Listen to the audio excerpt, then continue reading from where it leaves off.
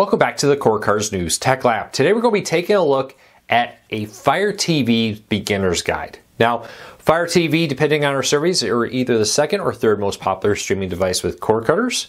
And if you're looking for maybe switching to Fire TV from another device, or maybe you're looking to get into streaming and cord cutting and you're wondering if a Fire TV is right for you, we're going to try to break down some important things you need to know about, give you an idea of what you should expect from it, and more with this. This Amazon streaming player is a powerful device out there, very popular with cord cutters, but why? And is it right for you? Everybody wants something different. We're going to break down the pros and cons of this here. First though, a few quick things. We're not going to review any specific device. We're going to look at the Fire TV user interface, which is pretty much the same across all their streaming players. If you get a Fire TV stick, a cube, even very similar to the Fire TV streaming or TVs with a built-in Fire TV to it.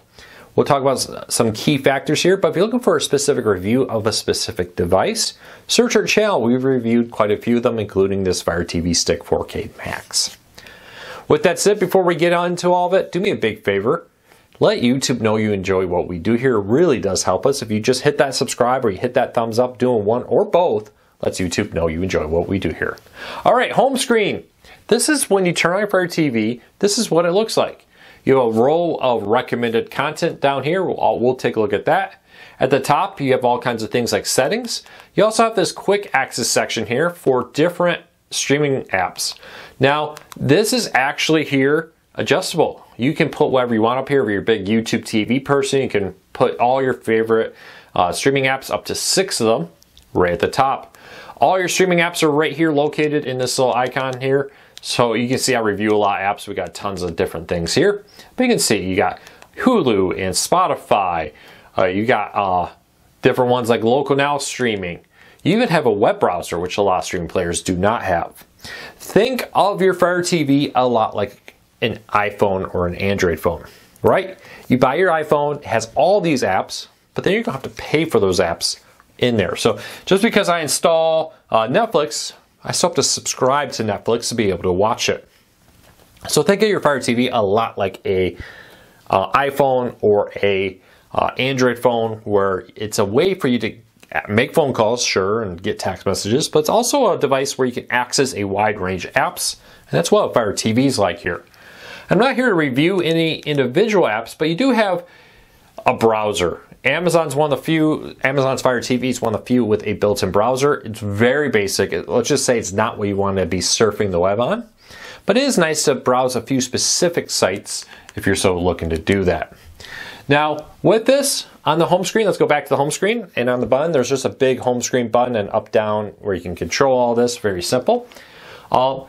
Amazon's really big into the recommended content.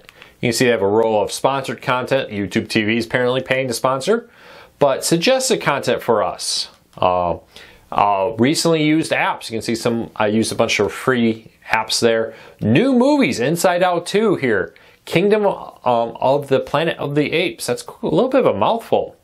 And Godzilla Khan, the new Empire, bonus X-ray edition. That means that they have a bunch of additional like tidbits of information about the film as you watch it. Just all kinds of different stuff. Live channels right here. These are free. There's a bunch of free content with their free fee service. Movies under 90 minutes for free. You can also get other information. You also run into things like this. Prime Day deals. They're promoting all their Prime Day as I'm recording this shortly before Amazon's 2024 Prime Day. But tons and tons of recommended content. You can also search with it right here. Pretty basic. You can search for apps and different content. It also has built-in Alexa. So for example, I can ask it all the things I would ask my Echo Show or Echo device. What is the weather in Dallas, Texas? There you go. Now I have the volume off because I don't want to accidentally have a bunch of volume, but it would also read this information to you. You can also say things like, show me movies with Tom Cruise in it from the 90s. Wait a second, see how it does? How does it do? There we go. Bunch of Tom Cruise movies. I'll have to check the dates on some of these. 90, yeah, these all seems like they not only pulled up the correct movie, but the correct years from it. I was a little interested to see if it would do that because I just said from the 90s. So it's a very powerful voice search. Now there's debate on which is better, this or Google or other ones. This is definitely one of the best voice searches out there with this when you're trying to find content. Amazon's put a lot of effort into not only being able to just say, show me Tom Cruise movies, but something like this. Show me Tom Cruise movies that are action movies. Which, maybe that's a bad question, because aren't pretty much all of his movies action movies? But you get the idea. Now you're getting different ones with it here. So, pretty nice little feature there. If you look for voice search, you may want to think about this. Now, one of the things you need to know about is Amazon does play full screen ads. There are a bunch of ads on this device, but it is only on the home screen. So for example, if I would turn this on and not touch anything for a while, a full screen ad will play. As soon as I hit the home button, it goes away. It doesn't inject ads over the videos or your apps. It doesn't do any of that. If you're watching a movie, you're not going to suddenly get a new ad pop up.